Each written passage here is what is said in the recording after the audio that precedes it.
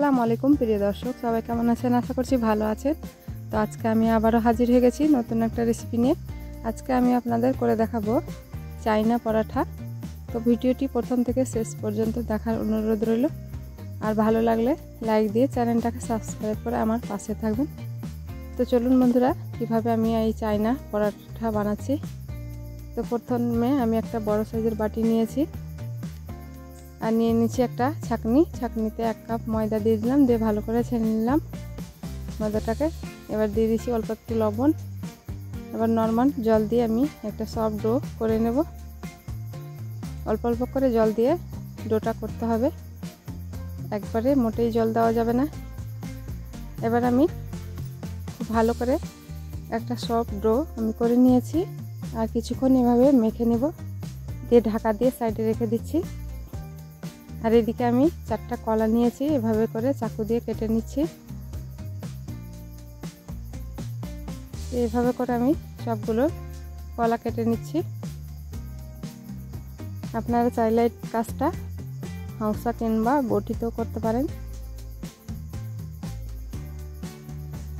তো বন্ধুরা কি বলবো, পরাঠাটা এতটাই মজার হয়েছে খেতে যে একবার যদি কাউকে বানিয়ে খাওয়ান তাহলে বারবার রিকোয়েস্ট আসবে।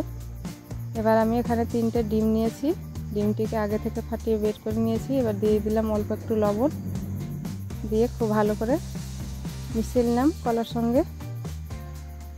এবার আমি এটাকে সাইডে রেখে দেব,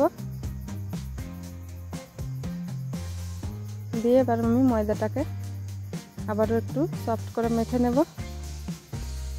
একটু ঘি লাগিয়ে আমি মেখে নিচ্ছি, আপনারা চাইলে ঘিয়ের পরিবর্তে সাদা তেল কিংবা বাটারও দিতে পারেন। তো ঘি দিয়ে খুব ভালো করে সফট একটা ডো করে নিয়েছি। এবার এটা থেকে লেচি করে নেব। আমি ছোট ছোট করে 4টা লেচি করব।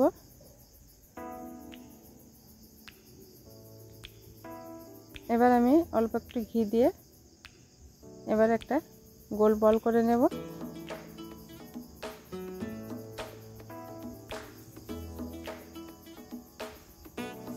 তো গোল বল একটা করে নিয়েছি। এবার আমি হালকা হাতে বেলে নেব, উপর থেকে ঘি ভালো করে লাগিয়ে নিচ্ছি। 4 কোনা সাইজের আমি করব পরাঠাটার সাইজটা, আমি গোল করব না।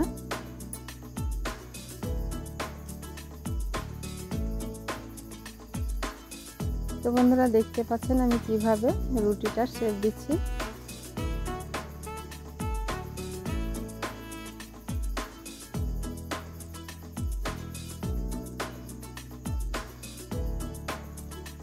তো এইভাবে করে আমি পরোটাটার শেপ দিয়ে নিয়েছি,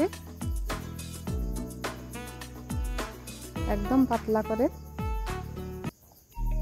তো দেখতে পাচ্ছেন বন্ধুরা কতটা পাতলা হয়েছে। এবার আমি চুলোয় প্যান বসিয়ে দিয়েছি আর প্যানটাকে হালকা গরম করে নিয়েছি, দিয়ে উপর থেকে ঘি প্রেস করে দিচ্ছি। এবার আমি পরোটাটা দিয়ে দেব। একদম গ্যাসের ফ্লেমটাকে লো টু মিডিয়ামে রাখতে হবে। এবার আমি উপর থেকে দিয়ে দেব ডিমের মিশ্রণটা।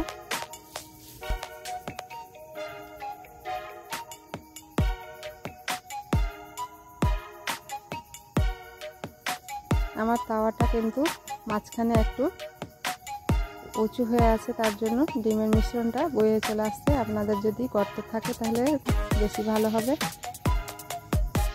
সেইভাবে করে 2 সাইড থেকে মুড়ে দিচ্ছি।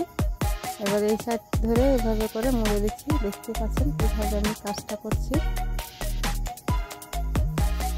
এবার উল্টে পাল্টে আমি লাল লাল করে ভেজে নেব।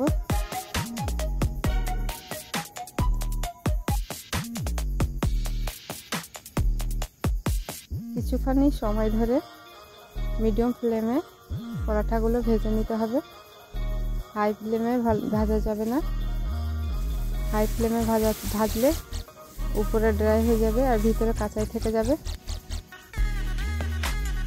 তো উল্টে পাল্টে আমি লাল লাল করে ভেজে নিয়েছি। এবার আমি আবারও একটা দিয়ে দিচ্ছি, একইভাবে করে নেব।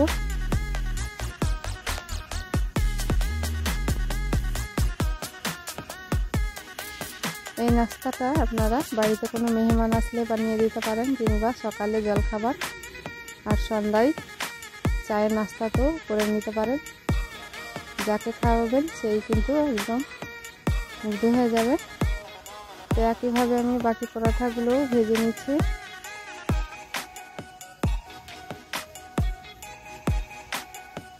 তো বন্ধুরা, আপনাদের কাছে একটাই রিকোয়েস্ট, আমার চ্যানেলে যদি নতুন বন্ধু হয়ে থাকেন তাহলে প্লিজ আমার চ্যানেলটাকে সাবস্ক্রাইব করে আমার পাশে থাকবেন। আর এরকম নতুন নতুন রেসিপি পেতে বেল বাটনে একটা প্রেস করে দেবেন। তো একইভাবে আমি সবগুলো পরোটা ভেজে নিয়েছি। এবার আমি একটা চাকু দিয়ে পরোটাগুলো কেটে নেব।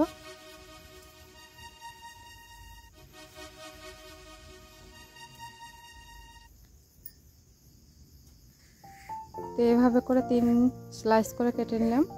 এবার মাঝে একটা দাগ দিয়ে কেটে নেব।